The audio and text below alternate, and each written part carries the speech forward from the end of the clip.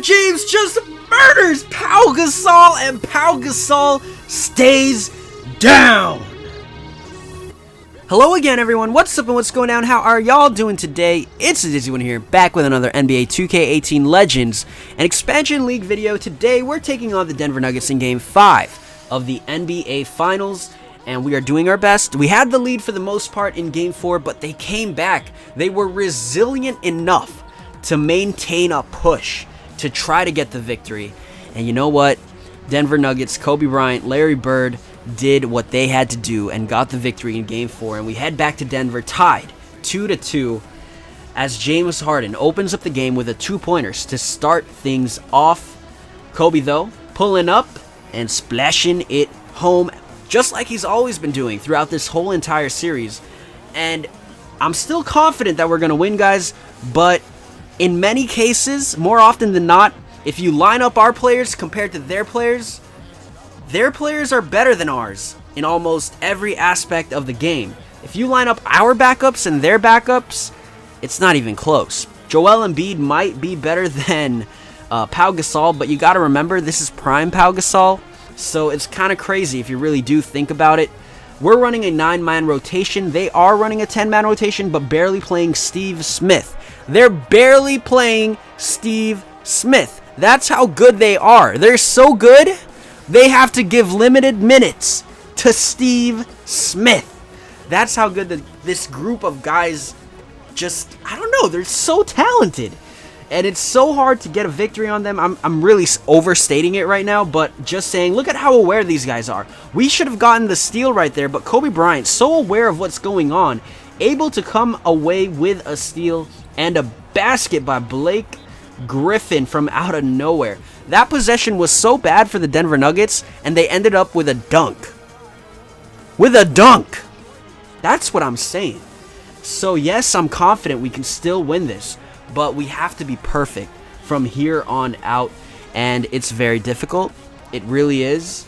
I'm starting to really just question what I'm trying to do against this team. LeBron James is really the only option we can go to right now, just because of the fact that their weakest positions are power forward and center. Yes, their starting lineup contains Bill Walton, who is a phenomenal center in his own right. Obviously, he's just that great. Then you got Chris Webber, who is athletically gifted. That is, I don't know, you can't knock Chris Webber too much. He's a great player.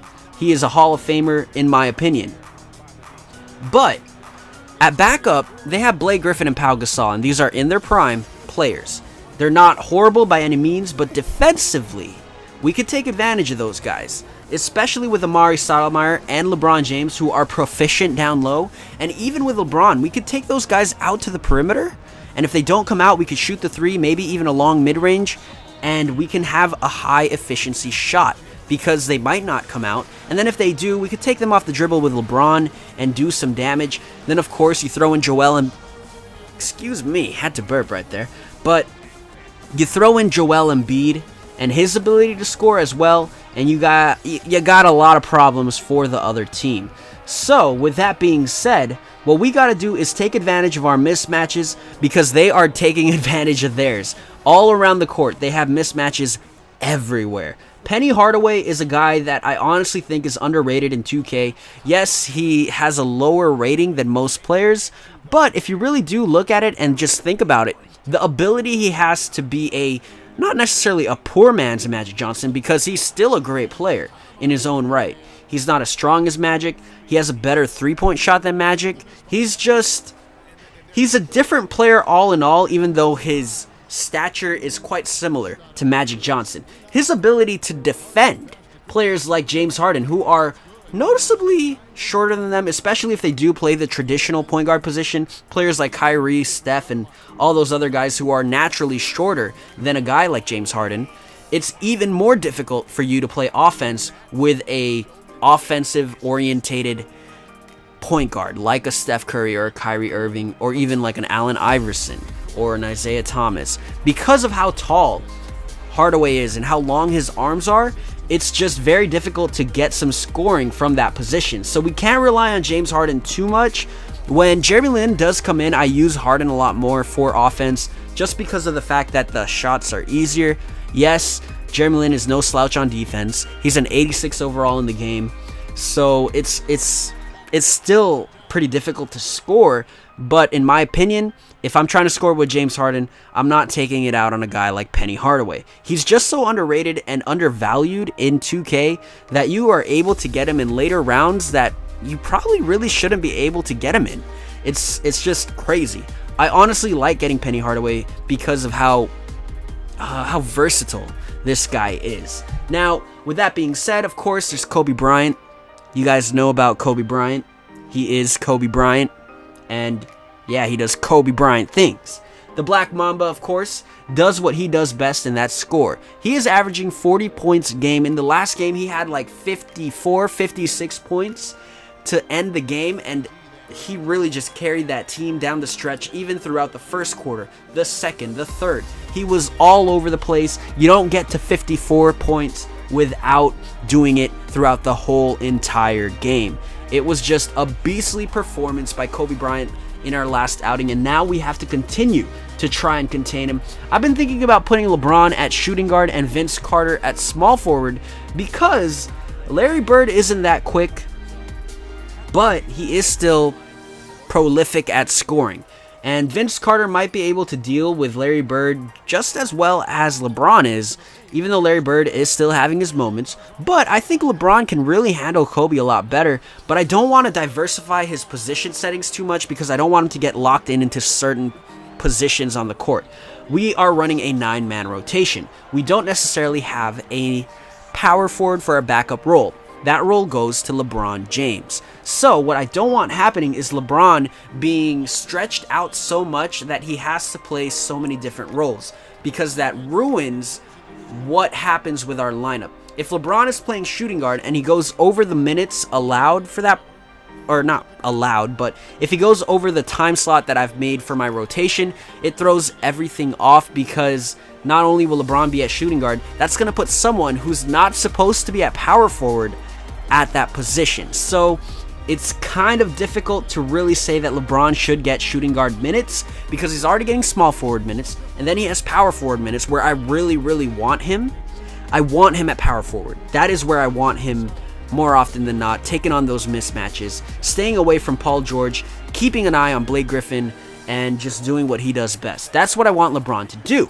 So if I put him at shooting guard, he's going to have a very difficult time having to exert energy basically on Kobe Bryant. And as you guys can see, Kobe is just killing it this series. So he'll be... Phone, I ain't talking to you right now. Siri, turn off. Okay, Siri turned off.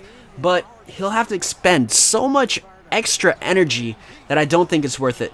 Larry Bird is not the main option, obviously, in this series, so what I'm doing is I'm really just trying to keep LeBron rested as much as possible so he can be useful on offense and not tired in the fourth quarter and overtime if need be.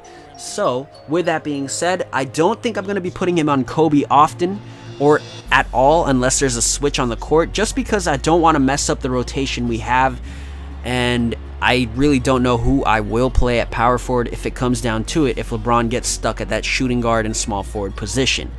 Joe Johnson might be an option, but he's really small, and he can't handle guys like Blake Griffin and Pau Gasol, who get switched to power forward at times. So LeBron really is key for us. If he goes down with an injury, I'm going to be scared. I'm going to be frightened. Honestly, we can't risk losing LeBron James.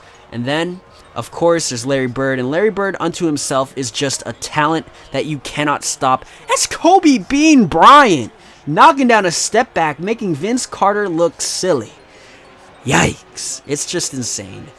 He's crazy. But as I was saying, Larry Bird is something that you just can't sleep on. He's too talented for you to forget about him, and when you do forget about him, he makes you pay, because he's there all the time knocking down a shot when I forget to guard him. I honestly forget to guard him just because of how many times Kobe Bryant just burns me out, you know? And he really just takes so much emphasis and so much attention away from everyone else that it's horrible. It really is horrible, because guys like Paul George, guys like Larry Bird, they get these open shots, and when they're open, they knock it down more often than not.